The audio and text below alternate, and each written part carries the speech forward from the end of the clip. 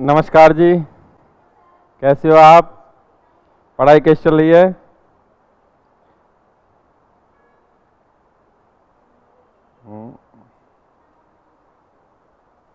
हाँ जी, अभी आप पढ़ने जा रहे हो दुनिया का सबसे सरल सब्जेक्ट राजस्थान का इतिहास। एक ऐसा सब्जेक्ट जो आसानी से याद हो जाता है।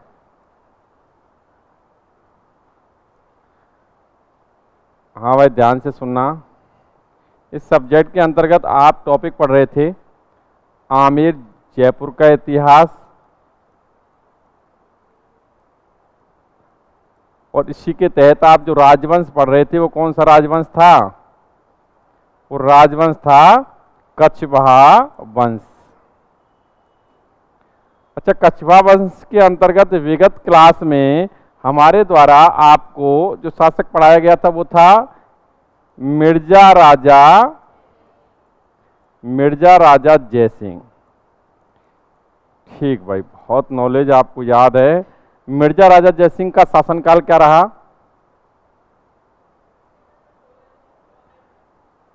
अच्छा, 16 से 21 से 16 से 67। चलो अच्छी बात है, आपको याद है। देखो, इसके बाद ध्यान से सुने। इसके बाद शासक बना राम सिंह, और इसके बाद शासक बना, मैंने वंशावली लिखाई है उसमें यही है ना। उसके बाद कौन बना? बिशन सिंह। और बिशन सिंह के बाद कौन बना? जय सिंह द्वितीय या सवाई जय सिंह। बहुत नॉलेज। सवाई जय सिंह। अच्छा, ये चीज समझे पहले। इस राम सिंह ने शासन किया 16 से 67 से 16 से 89 तक। 16 से 89 से 17 से ईस्वी तक शासन किया बिशन सिंह ने, और 17 से ईस्वी से 17 से 43 ईस्वी तक शासन किया किसने? हाँ जी। अब इसमें देखें, अब आप किताबें पढ़ते ही होंगे। अगर आप देखें तो राम सिंह बिशन सिंह के संदर्भ में विशेष जानकारी नहीं मिलती है, क्योंकि ये मूलतः यहाँ पैतृक रूप से भी नहीं जुड़े हुए थे, ये गोद लिए हुए शासक थे। दूसरी बात ये, बिशन सिंह के संदर्भ में जरूर एक पॉइंट मिलता है। हम बिशन सिंह की बात करें तो बिशन सिंह के समय बताया जाता है कि इसने जाट विद्रोह का दमन किया था, जिसके तहत जो जाट सरदार था जिसका नाम था राजा राम जाट, उसने पराजित किया था बिशन सिंह ने, और वो मृत्यु को प्राप्त हुआ था, राजा राम जाट। बस एक पॉइंट मिलता है और कोई ऐसा अलग से नहीं मिलता है। एक्चुअली जो पढ़ा जाता है वो जयसिंह द्वितीय के संदर्भ में पढ़ा जाता है, यानी सवाई जयसिंह के संदर्भ में। और सवाई जयसिंह से रिलेटेड बहुत सारी जानकारी हमें मिल जाती है जीके के तहत। ठीक भाई, मुगलों से संबंध संघर्ष के तहत भी कुछ पॉइंट मिलते हैं, बाकी जीके के तहत हमें जानकारी मिल जाती है। एसआई के एग्जाम्स के लिए बहुत इंपॉर्टेंट है, सवाई जयसिंह से क्वेश्चन आने की संभावना रहती है। अब हम बात करते हैं, एक्चुअली इसी को पढ़ेंगे, इससे रिलेटेड जो क्वेश्चन है उनको मैं लिखा दूंगा, बिशन सिंह का जो क्वेश्चन है उसको भी चर्चा कर देंगे। अब देखो, हम नेक्स्ट पढ़ते हैं इसी पर, जयसिंह द्वितीय या सवाई जयसिंह। बहुत नॉलेज भाई। शासनकाल सबको पता ही है। शासनकाल क्या? 17 से 17 से 43। अब समझना प्रत्येक पहलू को। आपने अपनी किताबों में पढ़ाई होगा कि जो हम जयसिंह पढ़ने जा रहे हैं, एक्चुअली इसका नाम जयसिंह था ही नहीं। एक्चुअली इसका नाम जयसिंह था ही नहीं। इसका वास्तविक नाम था विजय सिंह, और इसका एक अनुज था, यानी इसका एक छोटा भाई था, उसका नाम था जय सिंह। ये इस तथ्य से सभी अवगत होंगे। ठीक भाई। अब देखो, इसमें हम देखें, इस पर चर्चा कर लेते हैं। जय सिंह के बारे में। बिशन सिंह के ज्येष्ठ पुत्र का वास्तविक नाम, एक्चुअली ये ज्येष्ठ पुत्र ही था कौन? जय सिंह। वास्तविक नाम विजय सिंह था। क्या था? विजय सिंह था। ठीक, इस पॉइंट पर गौर करना, वास्तविक नाम क्या था? विजय सिंह। जबकि बिशन सिंह के छोटे पुत्र का नाम जय सिंह था। क्या था? जय सिंह। अब ये तथ्य आपके सामने है, जो ओरिजिनली जो सिस्टम था वो यही था कि जो हम जय सिंह पढ़ रहे हैं ये विजय सिंह था, इसका अनुज जो था उसका नाम क्या था? जय सिंह। अच्छा, ये नाम कन्वर्ट किसने किए, हम इस पर बात करें तो मैं आपको बता दूं, औरंगजेब ने इसके चातुर्य से प्रभावित होकर, इसकी चतुरता से प्रभावित होकर, आई मीन किसकी? विजय सिंह की। ज्येष्ठ पुत्र था, उत्तराधिकारी के रूप में यही दावेदार था, यही शासक बनना था। इसके चातुर्य से प्रभावित होकर औरंगजेब ने, देखो ध्यान से सुनना, विजय सिंह जो था, विजय सिंह, उसको क्या नाम दे दिया? जय सिंह। क्या नाम दे दिया? और इसी जय सिंह को सवाई की उपाधि भी प्रदान की। सवाई की उपाधि भी प्रदान की। अर्थात देखो, ये अब दिमाग मत लगाओ, ऐसा मत कर लेना कि भाई ओ माय गॉड ये क्या हो गया, ऐसा कुछ नहीं है। तो मैं तो ये नॉलेज के तहत लिखा रहा हूं, बस बता रहा हूं, बाकी की तुम्हें तो ये ध्यान रखना, जय सिंह तो जय सिंह ही हो, ठीक, और कुछ ना है। और आप देखें, इसी औरंगजेब ने जो जय सिंह था, वास्तविक जय सिंह था, आई मीन इसका अनुज था, ठीक भाई, विजय सिंह का, उसको क्या नाम दे दिया? विजय सिंह। अभी उल्टा कर दिया, कन्वर्ट कर दिया, छोटे को बड़ा नाम, बड़े वाले का नाम दे दिया, और बड़े वाले को छोटे वाले का नाम दे दिया, बस इतना परिवर्तन है। बाकी ऐसा कोई क्वेश्चन आता नहीं है, अभी विगत समय में एग्जाम में तो आया नहीं है, ठीक भाई। बाकी तुम्हारी नॉलेज के लिए है कि भाई इसने ऐसा कन्वर्ट किया था, इसका नाम ये कर दिया और इसका नाम ये कर दिया, तो एक बात तो ये ध्यान रखनी है। नेक्स्ट बात करें तो ये देखो जय सिंह जी हैं, आई मीन सवाई जय सिंह। सवाई की उपाधि किसने दी? औरंगजेब ने। इन्होंने बोले तो किसने? जय सिंह द्वितीय ने। इन्होंने 7 मुगल शासकों की सेवा की। 7 मुगल शासकों की सेवा की। कितने मुगल शासकों की सेवा की? 7। लगा रहा बंदा। जिसमें आप 7 के नाम देखें तो पहला नाम आता है औरंगजेब। क्या नाम आता है? औरंगजेब के बाद दूसरा नाम आता है जी बहादुर शाह। बहादुर शाह। नेक्स्ट नाम देखें तो देखो ये 2 नाम हो गए। अभी आगे हम देखेंगे, नेक्स्ट नाम आता है जहांदर शाह। जहांदर शाह। नेक्स्ट नाम आता है फर्रुखसियर। अच्छा, फर्रुखसियर का नाम तो आपको पहले भी लिया गया था मेरे द्वारा। ये वही बंदा है जिसकी हत्या के षड्यंत्र में जोधपुर के अजीत सिंह ने भाग लिया था, और ये वही बंदा है जिसको जोधपुर के अजीत सिंह ने अपनी छोरी ब्याही थी। कौन सी थी वो? शाबाश, बहुत नॉलेज, भूलती भी नहीं है आजकल तो, ठीक भाई। नेक्स्ट,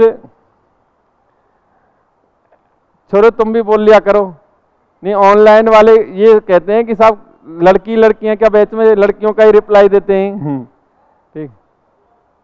कोई बात नहीं बेटा, पहली बार ही पढ़ते हैं जब ही ज्यादा इंटरेस्ट आता है, हकीकत कोई बात नहीं है।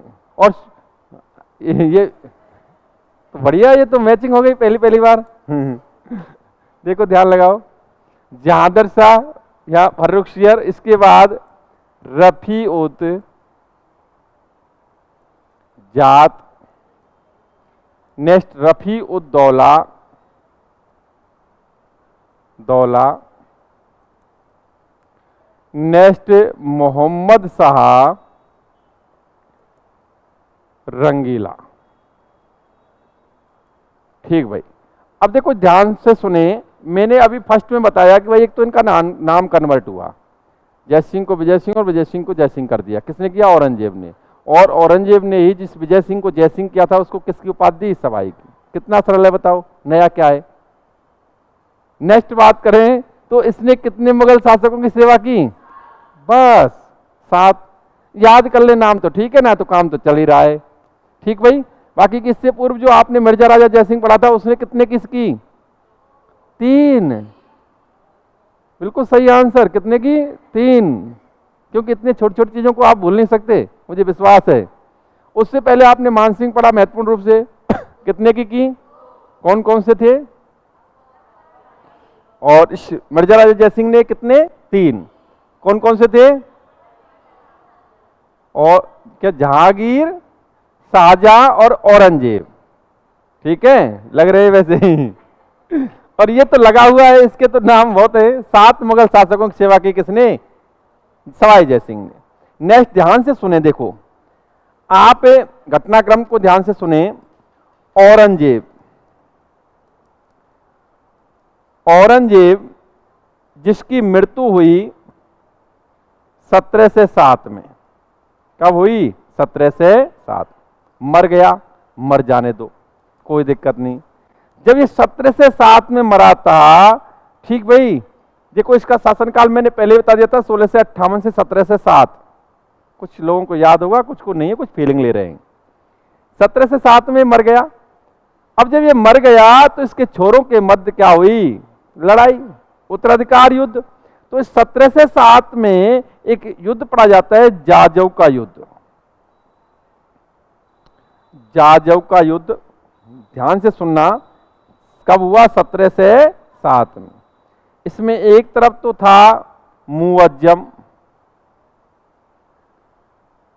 और दूसरी तरफ था आजम। अब ये किसके छोरे थे? देखो चलो कितना सरल है, तो फर्स्ट टाइम पढ़ रहा है ना, तो देख कितना सरल है। अभी 7 सेवा की। अब औरंगजेब जो ऊपर ऊपर आ रहा था, जिसकी सेवा की, उस औरंगजेब मर गया वो। और मर गया तो उसके छोरे देखिए रे, इन दोनों में क्या है रही है? किसके लिए?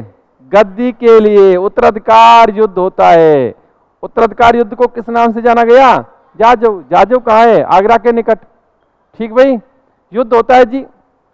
और इस युद्ध में देखो, इस युद्ध को क्यों बताया जा रहा है? एक्चुअली इस युद्ध में मुअज्जम का साथ दिया था विजय सिंह ने। वो जो छोटा भाई था जय सिंह का, तत्कालीन समय में आमेर का राजा कौन था? जय सिंह, सवाई जय सिंह। और वो छोटा भैया तो विजय सिंह था, वो किसका संग दे रहा है? इधर आप देखें, आजम का साथ दिया किसने? जय सिंह ने, सवाई जय सिंह। देखो इसका साथ आजम का दिया किसने? सवाई जय सिंह ने। समझना स्थिति को।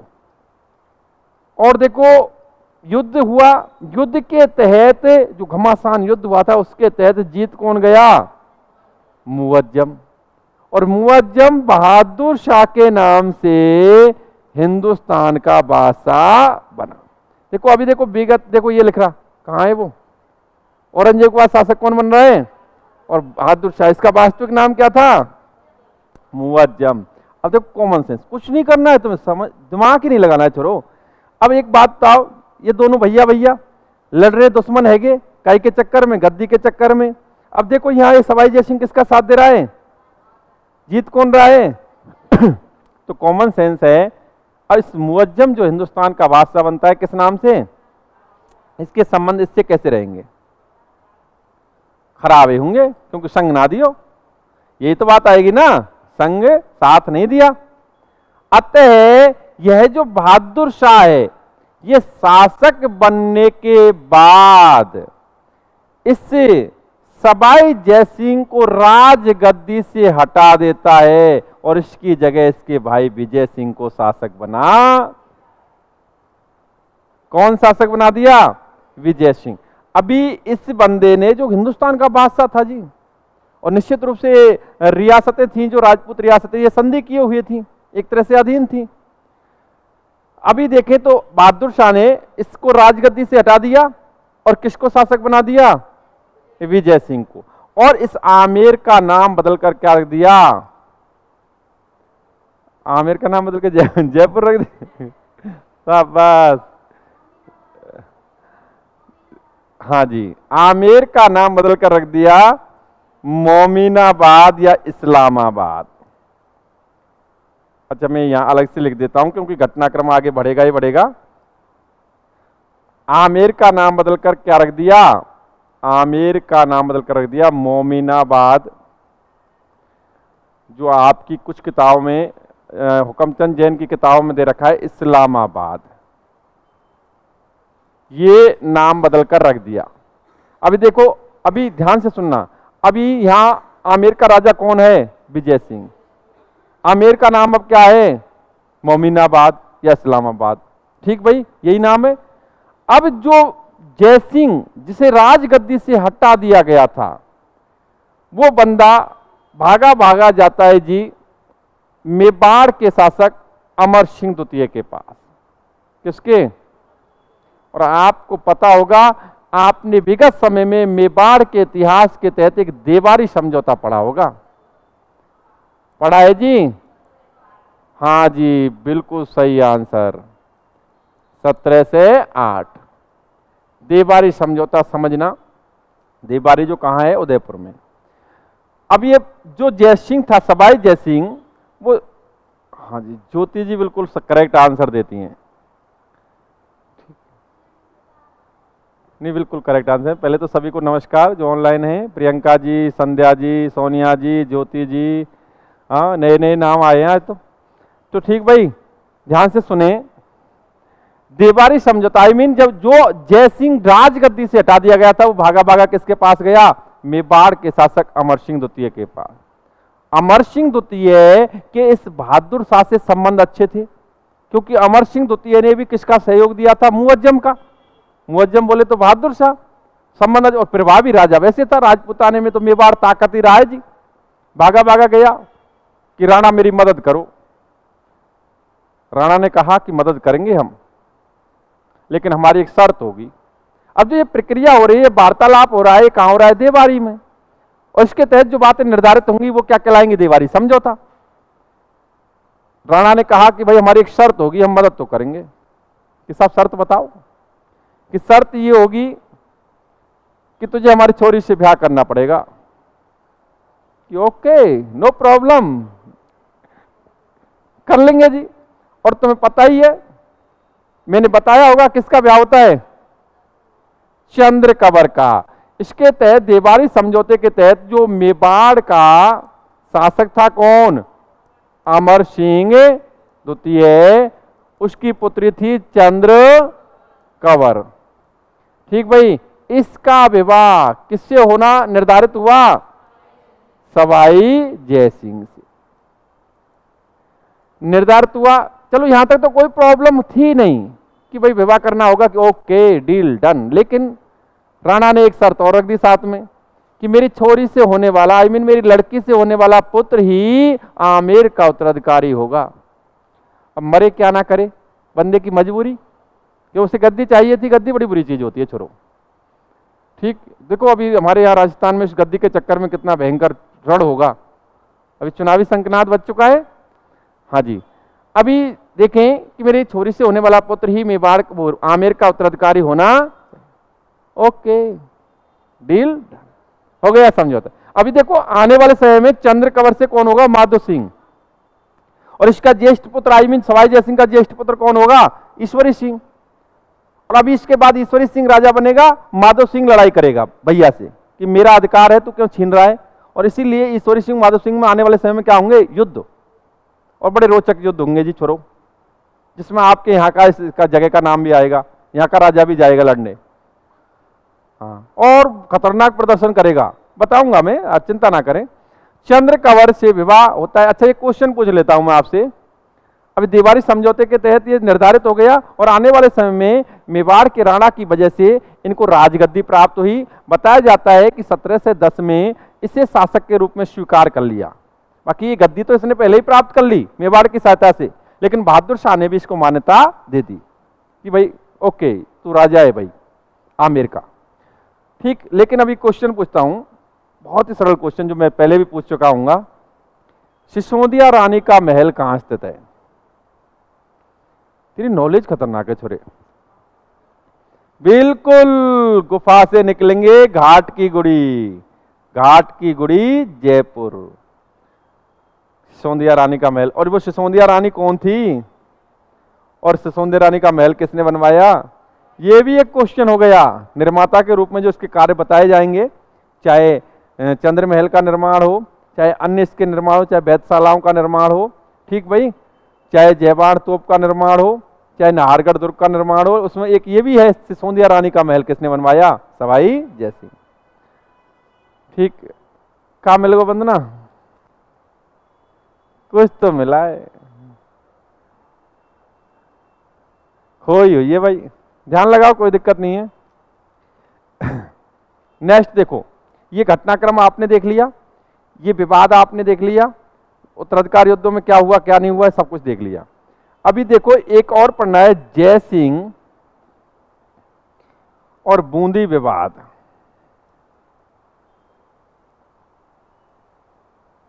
ठीक भाई, आप मुझे बताएंगे जयसिंह का बूंदी विवाद से क्या लेना देना है?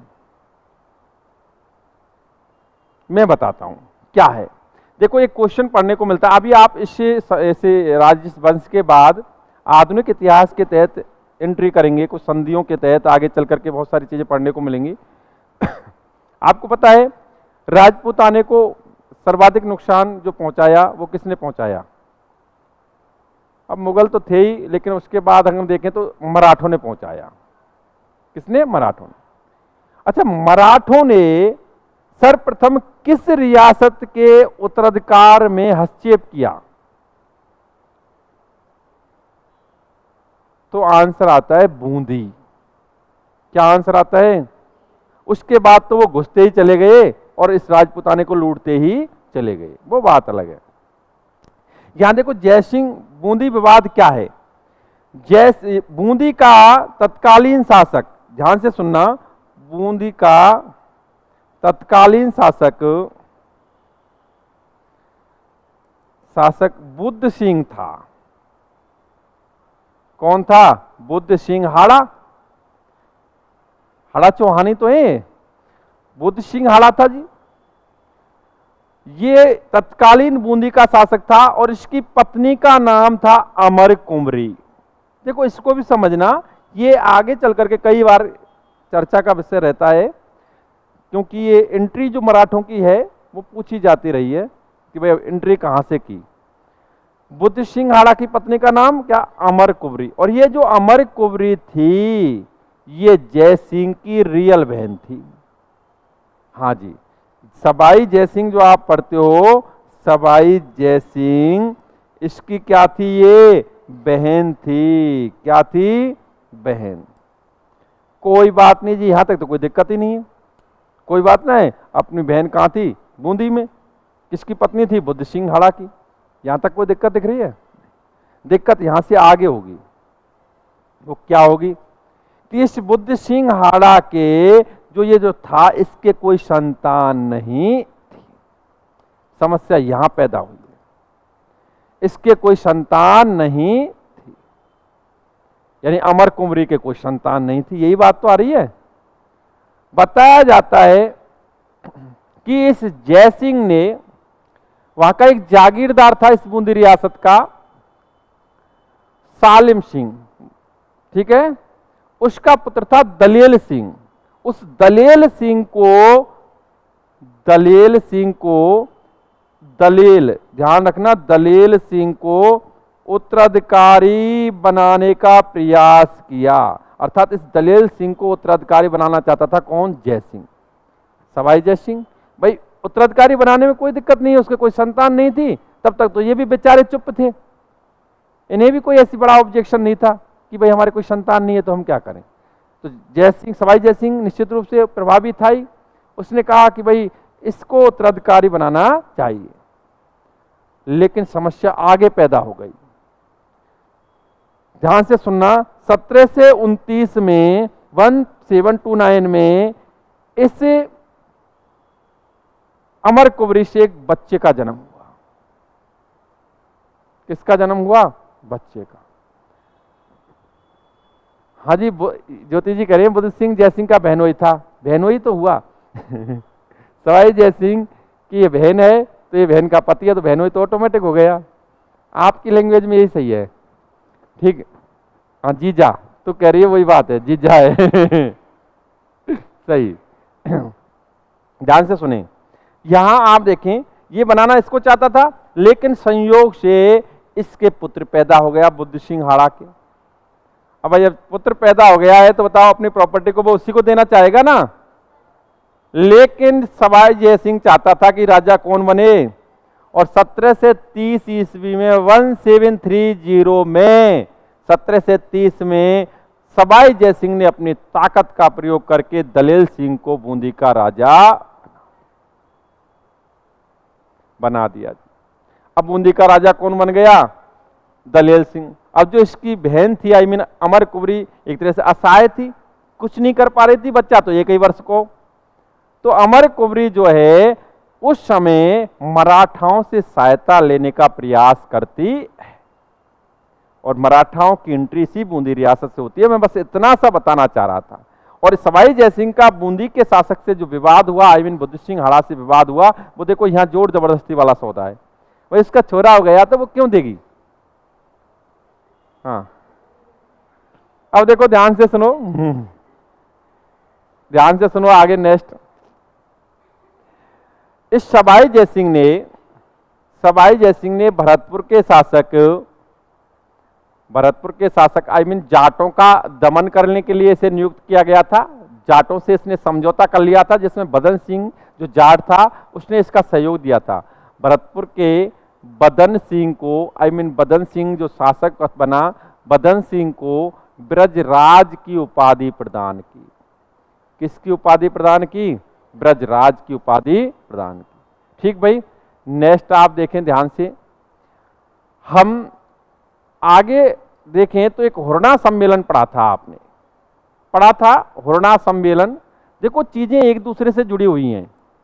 हुरना सम्मेलन में विस्तार से पहले भी बता चुका हूं जब आपको मेवाड़ पढ़ा रहा था। ठीक भाई, इसमें मेवाड़ का शासक कौन था, मेवाड़ का शासक था जगत सिंह द्वितीय।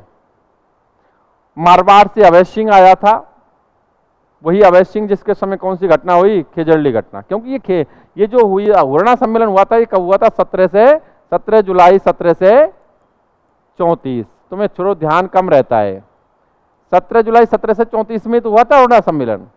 आप देखें इस हुरना सम्मेलन के तहत जो बातें निर्धारित हुई थी उनको मैं बता चुका हूं। एक्चुअली हुरना सम्मेलन यहां मैंने इसलिए लिखा है कि इस हुरना सम्मेलन का आयोजन किसने किया था, सवाई जयसिंह। किसने किया था, सवाई।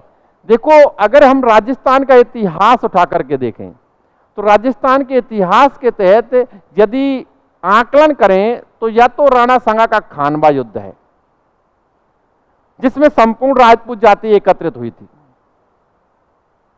और उसके बाद यदि कोई दूसरा एग्जाम्पल मिलता है तो वो हुरना सम्मेलन मिलता है।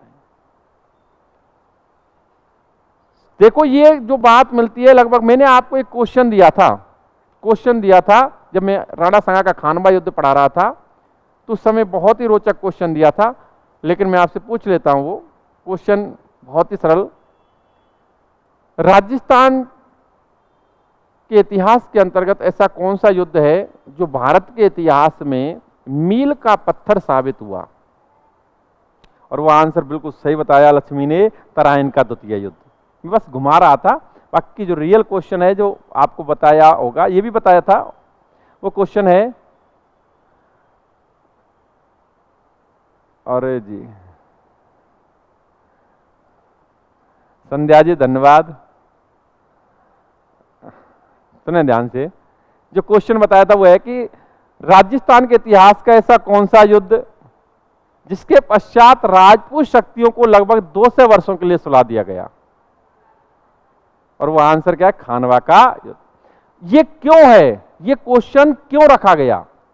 अब आप सोचो कि 200 वर्ष हो रही हैं, भाई 27-34 ज्यादा अंतर नहीं है।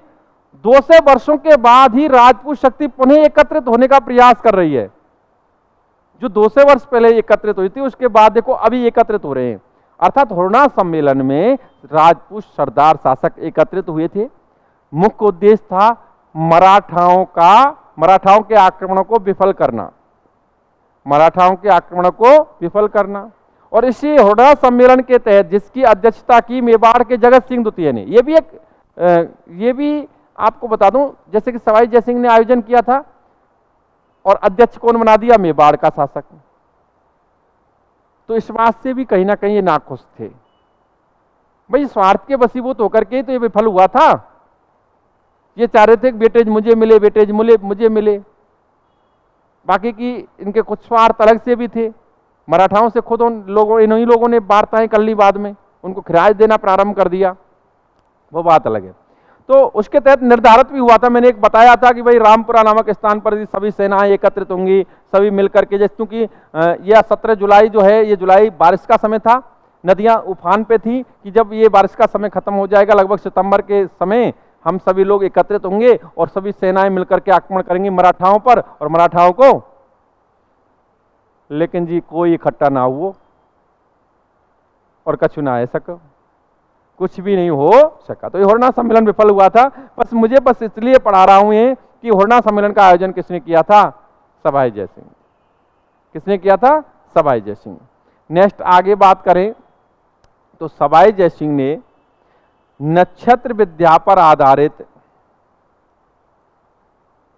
ध्यान से सुनना, विद्या पर आधारित जीज मोहम्मद शाही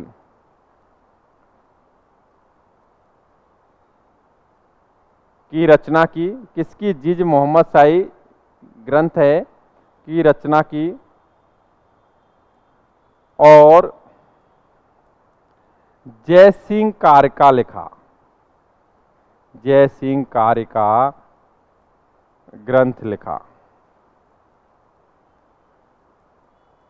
देखो सामान्य सी चर्चाएं चल रही हैं, वही बात है जो दोहराई जा रही हैं, चाहे होरना सम्मेलन रिलेटेड हो। ये अच्छा ये चीज बताएं मुझे, ब्रजराज, ब्रजराज किसे कहा गया?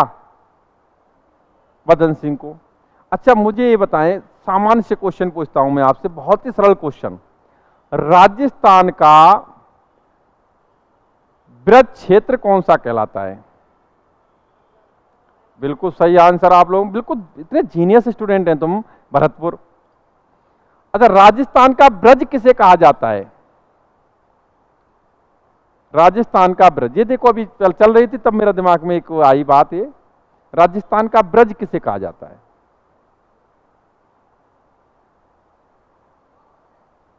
ऑप्शन लेंगे, कौन लेगा भाई बताओ। और आंसर है राजस्थान का ब्रज कहा जाता है नाथ द्वारा को। किससे कहा जाता है? नाथ द्वारा को। ये ध्यान रखना, राजस्थान का ब्रज किसे कहा जाता है? आप जानते हैं श्रीनाथ जी की मूर्ति की स्थापना हुई। श्रीनाथ जी की मूर्ति की स्थापना के साथ जब स्थापना हुई थी तो वृंदावन से बड़ी संख्या में लोग, ब्रज के लोग वहां जाकर बस गए। वहां का कल्चर ऐसा ही हो गया ब्रज में ही, अतः इसी वजह से वहां नाथ द्वारा को राजस्थान का ब्रज कहा जाता है। अच्छा ब्रजराज की उपाधि किस शासक को दी गई? बिल्कुल करेक्ट आंसर, बदन सिंह को। नेक्स्ट, ब्रज निधि नाम से रचनाएं कौन सा शासक लिखता था?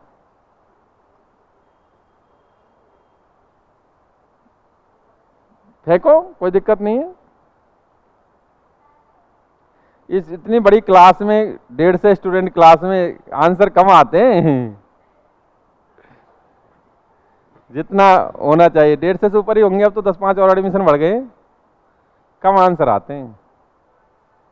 ब्रज निधि नाम से रचनाएं लिखता था सवाई प्रताप सिंह। कौन लिखता था? जीप पे धरे पर निकलना पारो सवाई प्रताप। अच्छा ये ग्रंथ लिखा, ध्यान से सुने, कोई बात नहीं आपको सारे क्वेश्चन याद है, मैं तो बस नॉर्मली चर्चा कर रहा था। इसने 5 वेधशालाओं का निर्माण करवाया। शालाओं का निर्माण करवाया। अच्छा 5 वेधशालाएं जो इसने बनवाई थी वो कहां कहां बनवाई थी? सबको पता होगा, दिल्ली, जयपुर, बनारस, मथुरा। मथुरा देखो, ये मथुरा है थोड़ा तो अरे छोड़ो,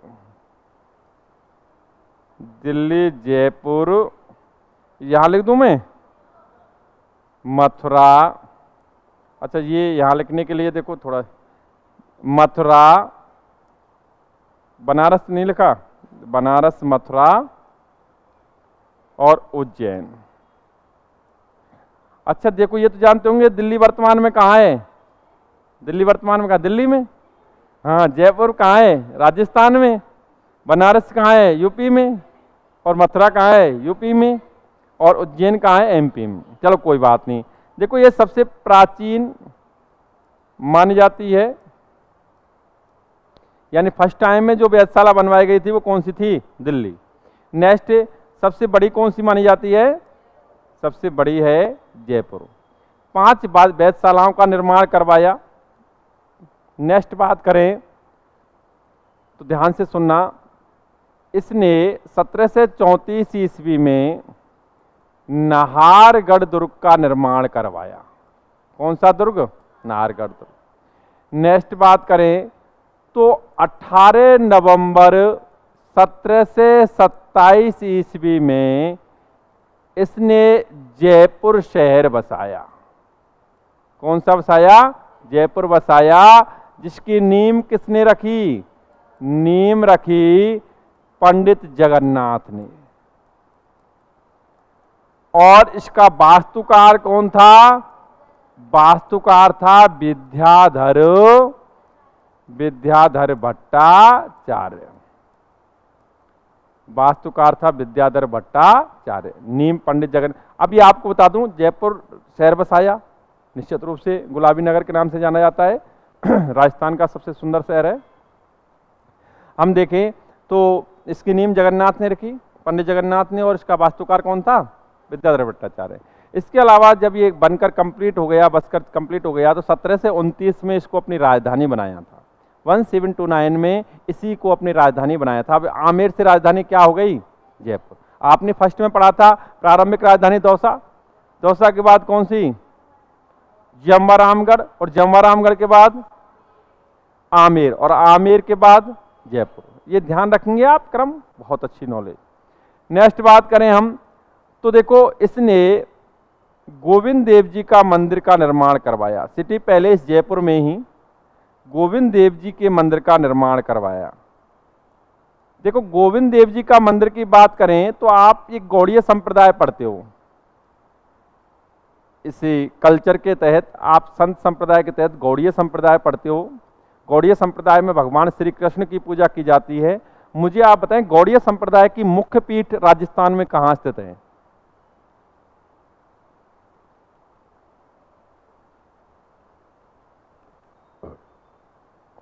अरे छोरो, सही बता रहे हो।